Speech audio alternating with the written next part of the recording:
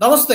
Welcome to unfiltered. అస్సాంలో ఎన్నికల notification రాకముందే వాతావరణం వేడెక్కుతోంది. ఏఐయూడీఎఫ్ చీఫ్ బద్రుద్దీన్ ముస్లిం ఓట్లని పోలరైజ్ చేసుకోవడానికి, గంపగుత్తగా లాగేసుకోవడానికి ఇప్పటి నుంచి చాలా ప్రయత్నాలు చేస్తున్నాడు. ఒక్క ముస్లిం కూడా బీజేపీకి ఓటు వేయకూడదు అని చెప్పి పిలుపునిస్తున్నాడు. మరి అక్కడున్నటువంటి హిమంత బిశ్వ శర్మ ఇప్పటికే చాలామంది అక్రమ చొరబాటుదారుల్ని పంపించేశారు. మరి ఈ ప్రభావం వచ్చే ఎన్నికలపైన ఏ విధంగా ఉంటుంది? చాలా చాలా స్ట్రాంగ్ లీడర్ హిమంత బిశ్వ శర్మ. ఈ పొలిటికల్ గేమ్‌లో ఈ మూడోసారి బీజేపీ హ్యాట్రిక్ కొడుతుందా? అస్సాంలో ప్రస్తుతం గ్రౌండ్ రియాలిటీ ఎలా ఉంది? తెలుసుకునే ప్రయత్నం చేద్దాం. నాతో జాయిన్ అవుతున్నారు డిస్కషన్‌లో పొలిటికల్ అనలిస్ట్ పేకేటి ప్రసాద్ గారు. ప్రసాద్ గారు నమస్తే. రాజు గారు నమస్కారం అండి. ఏంటి సార్ అస్సాంలో గ్రౌండ్ రియాలిటీ ఏంటి? ఎలా ఉంది? ప్రస్తుతం ఈ ముస్లిం ఓట్లని తమ వైపు తిప్పుకున్నటువంటి ప్రయత్నాలు జరుగుతున్నాయి. చాలా గట్టిగానే జరుగుతున్నాయి. As of now, as of today గ్రౌండ్‌లో రియాలిటీ ఎలా ఉంది? రాజు గారు, ఇప్పుడు అసెంబ్లీ ఎలక్షన్స్కి వెళ్తే బీజేపీ ఈ థర్డ్ టర్మ్ అవుతుంది బీజేపీకి కరెక్ట్. అస్సాంలో. ఇప్పుడు గెలిస్తే అస్సాంలో credit should go to one and only Himanta Biswa Sharma. So ఎందుకంటే అక్కడ ఉన్న డెమోగ్రఫిక్స్ కానివ్వండి, అక్కడ ఉన్న యాంటీ ఇన్కంబెన్సీ ఫ్యాక్టర్స్ కానివ్వండి, సో వాట్ల మీద చూసుకుంటే అక్కడ మేనేజ్ చేసే సత్తా ఉండేది, సామర్థ్యం ఉండేది కూడా ఉట్టి హిమంత బిశ్వ శర్మనే అండి. సో బీజేపీకి ప్రైజ్ క్యాచ్ అనమాట ఆయన. సో ఎంటైర్ నార్త్ ఈస్ట్ లో ఎన్ని అయితే సీట్లు ఉన్నాయి అన్ని సీట్లు బీజేపీకి తీసుకుని వచ్చిన వ్యక్తి ఆయన. సో అయితే మనము ఎలా ఉంది అక్కడ పరిస్థితి అని చెప్పడానికంటే ముందు అసలు అక్కడ ఉండే డెమోగ్రఫిక్స్ గురించి కొంచెం మాట్లాడుకోవాలండి. సో అస్సాంలో కూడా మల్టిపుల్ రీజియన్స్ ఉంటుంది. ఆ రీజియన్స్ కూడా ఎలా అంటే రెండు విధాలా విడిపోతుంది. అంటే అక్కడ రెండు నదులు, బ్రహ్మపుత్ర నది, బరాక్ నది, ఇవి రెండు నదుల మధ్య వివిధ రీజియన్స్ గా డివైడ్ అయిపోయింది. డెమోగ్రఫిక్స్ చూసుకుంటే 126 సీట్లు ఉన్నాయి. దాంట్లో యాజ్ పర్ 2011 మనకి సెన్సస్ ప్రకారము హిందువుల పర్సంటేజ్ 61%, ముస్లింలు 34%, క్రిస్టియన్లు 3.7%, ఎస్టీలు 12.5% వరకు ఉంటారండి. ఎస్పెషల్లీ వాళ్ళ కాన్సన్ట్రేషన్ ట్రైబల్ బెల్ట్స్ లో ఉంటుంది. ఓకే. అయితే రీజన్స్ పరంగా చూసుకుంటే upper Assam, central Assam, lower Assam, Barak valley, hills and autonomous regions అంటారు. అంటే కొన్ని ఈ బోర్డోస్ కి వాళ్ళకి అటానమిక్ రీజన్స్ ఉన్నాయన్నమాట. సో ఆ విధంగా ఒక్కొక్క రీజియన్ లో ఒక్కొక్కళ్ళ ప్రభావం ఉంటుంది. ఎస్పెషల్లీ మైనారిటీస్ వచ్చేసరికి కాన్సన్ట్రేటెడ్ ఎక్కువగా లోవర్ అస్సాంలో ఉంటారు. అంటే డుబ్రీ, బర్బేటా, గోల్పరా, సెంట్రల్ అస్సాంలో వచ్చేసరికి నాగావ్, బరాక్ వ్యాలీలో వచ్చేసరికి కరీంగంజ్, హైలాకండి, ఇటువంటి ప్రాంతాల్లో కొన్ని సీట్లలో వాటిలో ఉన్నారు.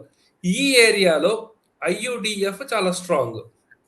హిల్ ఏరియాలో వచ్చేసరికి మనకి ఎస్టీలు కొంచెం స్ట్రాంగ్ ఉన్నారు. అక్కడ బీజేపీ వాళ్ళు అక్కడక్కడ ఉన్న ట్రైబల్ ఫ్రెండ్స్ ఎవరైతే ఉన్నారో వాళ్ళతో అలయన్స్ పెట్టుకున్నారు. సో అలాగే బోడోస్ వచ్చేసరికి లోవర్ అస్సాంలో కొన్ని జిల్లాలు ఉన్నాయి. కోక్రాజార్, చిరాంగ్, బక్సా, ఉదల్ గురి, ఈ ఏరియాలో బోడోస్ చాలా స్ట్రాంగ్ ఉన్నారండి. అయితే ఈ బోడో అకార్డ్, పీస్ అకార్డ్ అయిన తర్వాత బీజేపీ యూపీపీఎల్ వాళ్ళ అలయన్స్ జరిగింది. సో ఆ విధంగా బోడోస్ తో కూడా మంచి రిలేషన్ ఉంది. అయితే ముఖ్యంగా చూసుకోవాల్సింది ఏంటంటే అస్సాంలో వాళ్ళకి ఆ అస్సామీస్ కి లేకపోతే ట్రైబల్స్ కి వాళ్ళ ఆపర్చునిటీస్ బయట నుంచి వస్తున్న ఇల్లీగల్ ఇమ్మిగ్రేషన్ ద్వారా బెంగాలీ ముస్లిమ్స్ వాళ్ళు తీసేసుకుంటున్నారు అనేది చాలా ఎమోషనల్ ఇష్యూ ఎప్పటి నుంచో. అందు గురించే అస్సాం గణ పరిషత్, తర్వాత దాని నుంచి వచ్చిన లీడర్స్ సర్వానంద్ సోనోవాల్, లేకపోతే ప్రఫుల్ల మహంత, లేకపోతే ఇప్పుడు వీరు కూడా మన హిమంత బిశ్వ శర్మ, వీళ్ళందరూ కూడా దాని నుంచి వచ్చిన వాళ్ళే. అయితే ఇప్పుడు మీరు అడిగింది ఈ అజ్మల్, ఈయన కమెంట్స్ మనం ఎలా చూసుకోవాలి అని అంటున్నారు. సో ఈయన బురద్దీన్ అజ్మల్ ఎవరైతే ఉన్నారో ఇతను ఏం చేస్తున్నాడంటే ఈ ముస్లిం ఓట్స్ అందరినీ కన్సాలిడేట్ చేయడానికి ప్రయత్నం చేస్తున్నాడు. అంటే విడిపోకుండా, లేకపోతే మ్యూచువల్లీ బెనిఫిషియల్ ఉండేటట్టు ప్రయత్నం చేస్తున్నాడు. అయితే కాంగ్రెస్ కి ఐయుడిఎఫ్ కి మధ్య పొత్తు కుదిరింది, కానీ ఓట్ ట్రాన్స్ఫర్లు అవ్వట్లేదు. ఇప్పుడు ఏమవుతుందంటే ఆ ఓట్లు ఇతని నుంచి వెళ్తున్నాయి, కానీ కాంగ్రెస్ నుంచి ఎటువంటి లాభం రావట్లేదు. కాబట్టి ఇంకా ఈ అలయన్స్ వాళ్ళు ముందుకు వెళ్ళట్లేదు. యాక్చువల్లీ చెప్పాలంటే ముస్లిం ఓట్లు ప్రభావితం చేసే సీట్లు అస్సాంలో 30 వరకు ఉన్నాయండి. మొత్తం ఎన్ని సీట్లు అండి? 126 సీట్లు అస్సాంలో. 126. ఓకే. అయితే ఈ శర్మ ఎస్పెషల్లీ ఈ మియా పాలిటిక్స్ అంటే ఈ బెంగాల్ నుంచి లేకపోతే బంగ్లాదేశ్ నుంచి ఇల్లీగలీ వచ్చేసే వాళ్ళని మియా ముస్లిమ్స్ అంటారు. అంటే వాళ్ళని మియా అంటారు అనమాట, అక్కడి నుంచి వచ్చేవాళ్ళు. సో వీళ్ళు మన ఆపర్చునిటీస్ తీసేసుకుంటున్నారని. కానీ అజ్మల్ అతను యాక్చువల్లీ ఈ అత్తర్ వ్యాపారం చేసే వ్యక్తి. సో 2005-06 ఆ టైంలో వాళ్ళు పార్టీ పెట్టారు. స్లోగా కన్సాలిడేట్ చేయడానికి అవన్నీ ముస్లిం ఓట్స్ ప్రయత్నం చేసుకుంటూ వచ్చాడు అతను. ఓకే. అయితే ఇక్కడ ఏంటంటే ఒక పక్క వచ్చేసరికి ఇది ద్వంద్వ వైఖరి ఎలా ఉందంటే ముస్లిమ్స్ సేఫ్ ఉన్నారని చెప్తున్నాడు, మళ్ళీ తర్వాత ఏమంటాడు, ఏ ముస్లింలు బీజేపీకి ఓటు వేయకూడదు అంటాడు. ఒక్క ఓటు కూడా పడకూడదు అంటాడు. ఏదో ఒకటి పడకూడదు బీజేపీకి, కానీ హిందువులు మాత్రం నాకు ఓటు వేయాలి అని అతని వాదన. సో ఇక్కడ చూసుకుంటే అండి, అక్కడ అడ్జస్ట్మెంట్ పాలిటిక్స్ కూడా అస్సాంలో చాలా అవుతూ ఉంటాయండి. సో అందు గురించి ఈ మైనారిటీ ఓట్లు చీలిపోవడము ఇటువంటివి అయ్యే అవకాశాలు చాలా ఉంటుంది. సో కాంగ్రెస్ కూడా సపరేట్ కంటెస్ట్ చేస్తోంది కాబట్టి అందు గురించే కాంగ్రెస్ కూడా ఏం చేస్తోందంటే విపరీతమైన అపీస్మెంట్కి వెళ్ళిపోతుంది కాంగ్రెస్. ఇక్కడ మనం తెలంగాణలో కూడా చూసాము. So Muslims is Congress, Congress is ముస్లిం అని మన రేవంత్ రెడ్డి గారు చెప్పడం జరిగింది. సో ఆ విధంగా ఇంకా మొత్తం మైనారిటీ ఓట్లు ముస్లిం ఓట్లను కన్సాలిడేట్ చేసుకునే ప్రయత్నంలో వీళ్ళు ఉన్నారు. సో ఇంకా యాక్చువల్లీ ఒక టెంపరీ బీజేపీలో కూడా కొంచెము హిమంత బిశ్వ శర్మ కూడా కొంచెము ఎగెయిన్స్ట్ గా వస్తోంది. అంటే కొంతమంది పాత వాళ్ళు ఎవరైతే ఉన్నారో ఇతనికి ఎక్కువ లైమ్ లైట్ తో రావడంతో కొంచెం ఏంటంటే ఆయనకి వ్యతిరేకత మొదలయ్యింది. సో ఈ వాటిలో కొంచెం జాగ్రత్తగా ఉండాలి. ఎందుకంటే వ్యతిరేకత ఎక్కడ? వ్యతిరేకత పార్టీలో వ్యతిరేకత లేకపోతే ప్రజల్లో వ్యతిరేకత? ప్రజల్లో నేను అనుకోనండి, పార్టీలో కొంచెం వ్యతిరేకత ఉంది ఆయనకి. ఎందుకంటే ఇతను లేటరల్ ఎంట్రీ వచ్చాడు. సో కాంగ్రెస్ నుంచి వచ్చాడు. కొంచెం టికెట్ డిస్ట్రిబ్యూషన్లు ఇటువంటివి ఏవైతే ఉంటుందో ఓల్డ్ వర్సెస్ న్యూ ప్రాబ్లమ్స్ కూడా వచ్చే అవకాశాలు ఉంటుంది. సో అందుగురించి కొంతమంది పాత ఎప్పటి నుంచో పార్టీలో ఉండేవాళ్ళు కొంచెము మళ్ళీ కాంగ్రెస్ లో ఒక ఆయన అశోక్ శర్మ అని ఒకరు జాయిన్ అయిపోయారు. సో ఎందుకంటే ఇతను అథారిటేటివ్ రూలు లేకపోతే ఎవరి మాట వినడు అదొకటి. అలాగే 4 టైమ్ ఎంపీ ఎవరైతే ఉన్నారో రాజన్ గోహెన్ అతను పార్టీ వదిలేశారు. అలాగే ఇద్దరు బీజేపీ ఎమ్మెల్యేలు వీళ్ళు కాంగ్రెస్ లో కూడా జాయిన్ అవుతున్నారు. అంటే నెగ్లెక్ట్ ఏదో ఒక కారణాలు చెప్పి. కానీ BJP national party national central వాళ్ళు ఇతన్ని చాలా స్ట్రాంగ్ లీడర్, పొటెన్షియల్లీ నెక్స్ట్ మనకి పార్టీకి ఇంకా బాగా ఉపయోగపడే లీడరు అని అంటున్నారు.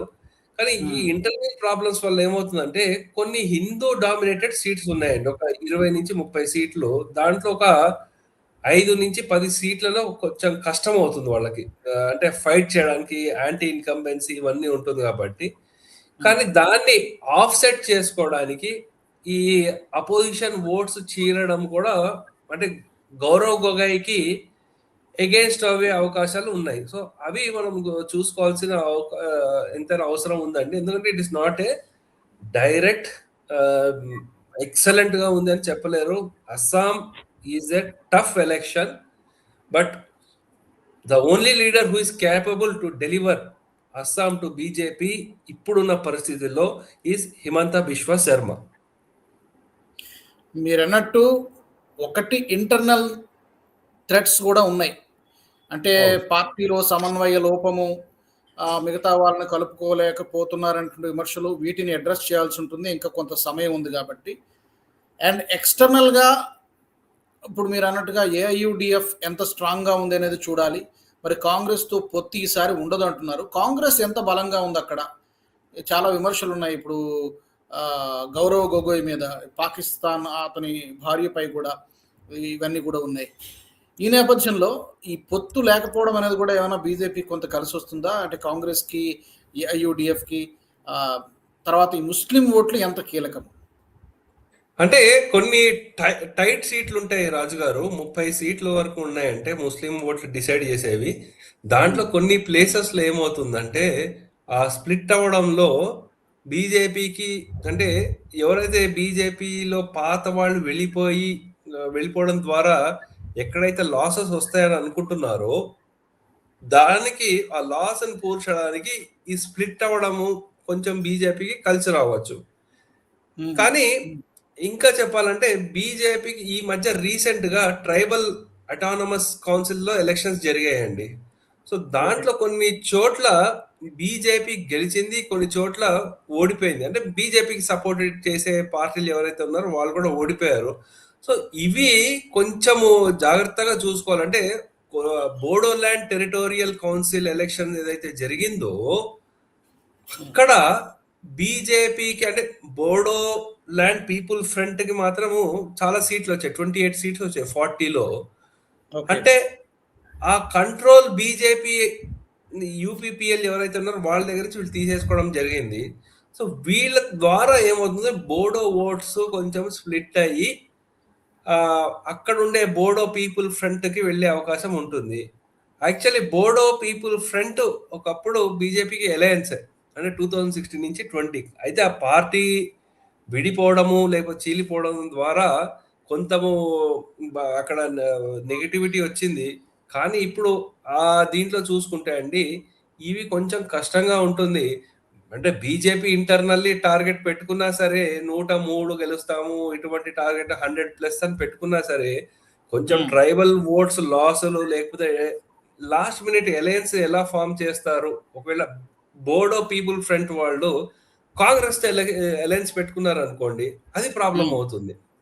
సో హ్మ్. లేదా బీజేపీ వాళ్ళు అస్సాం గణ పరిషత్ లేకపోతే చిన్న చిన్న పార్టీలు ఎవరైతే ఉన్నారో వాళ్ళతో అలయన్స్లు ఫామ్ చేసుకుంటే మంచి మెజారిటీ వచ్చే అవకాశం ఉంటుంది. కానీ హ్మ్. ఈ ఈ డైనమిక్స్ మేనేజ్ చేయడంలో హిమంత బిశ్వ శర్మ గారు దిట్ట కాబట్టి still BJP is in the pole position అండి. సో ఇవన్నీ లాస్ట్ మినిట్ అలయన్స్ ఫామ్ అయ్యి టికెట్ డిస్ట్రిబ్యూషన్ ఎలా అవుతుందో అప్పటి వరకు మనం చెప్పలేము. ఓకే. సో కేక్ వాక్ అయితే కాదు. డెఫినిట్‌గా అగ్ని పరీక్షే. హిమంత బిశ్వ శర్మ నాయకత్వానికి, లీడర్‌షిప్‌కి మరొకసారి అగ్ని పరీక్ష. మిగతా రాష్ట్రాల్లో ఎస్. చక్కదిద్దడం ఓకే. ఇప్పుడు అక్కడ ఎలాగ దీన్ని హ్యాండిల్ చేస్తారనేది చూడాలి. ఇప్పుడు మీరు చెప్పిన దాన్ని బట్టి 10, 10 నిమిషాల డిస్కషన్‌లో కేవలం 2 పార్టీల మధ్య పోటీ అనేదిలాగా కాదు.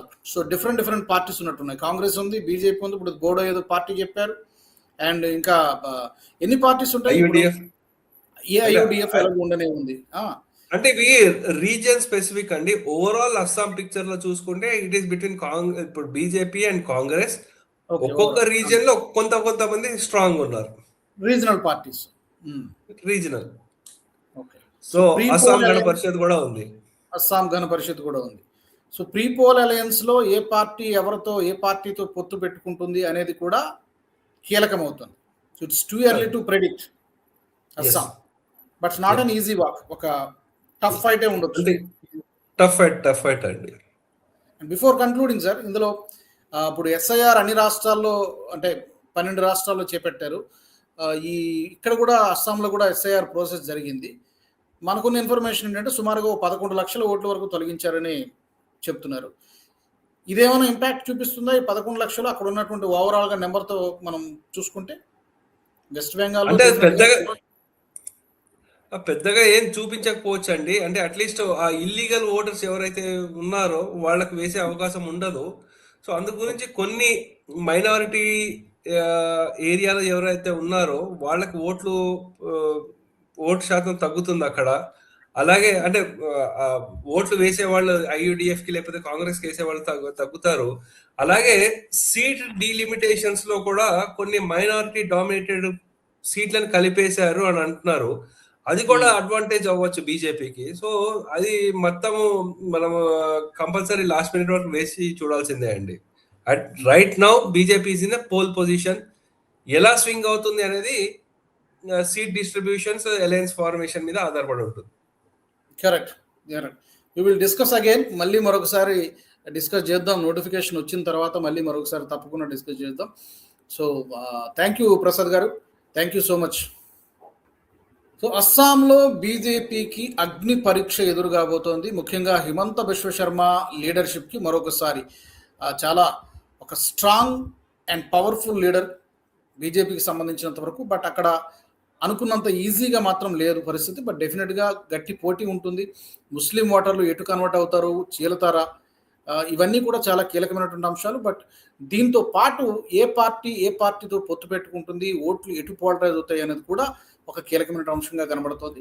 మరి మీరేమనుకుంటున్నారు? అస్సాంలో మరొకసారి బీజేపీ గెలిచి హ్యాట్రిక్ కొట్టేటువంటి అవకాశాలు ఎంత మేర ఉన్నాయనుకుంటున్నారు? కాంగ్రెస్ ఏమైనా వచ్చే అవకాశం ఉందా? ఏంటి రీజనల్ పార్టీస్ ఏమైనా ఎంత మేరకు పాత్ర పోషిస్తాయి? తప్పకుండా మీ యొక్క అభిప్రాయాలను కామెంట్ సెక్షన్లో పెట్టండి. అస్సాం ఎన్నికలకు సంబంధించి మరొక ఎపిసోడ్లో మరొక డిస్కషన్లో మళ్ళీ కలుసుకుందాం. జై హింద్. ఈ వీడియో మీకు నచ్చినట్టయితే లైక్ చేయండి, 10 మందికి షేర్ చేయండి. అలాగే కామెంట్ల రూపంలో మీ అభిప్రాయాలను మాతో పంచుకోండి. Nationalist hub group of channels ను సబ్స్క్రైబ్ చేసుకుని తెలుగునాట జాతీయవాద జర్నలిజాన్ని ప్రోత్సహించండి. ఈ వీడియో కింద ఉన్న బెల్ ఐకాన్ పై క్లిక్ చేయడం మర్చిపోవద్దు.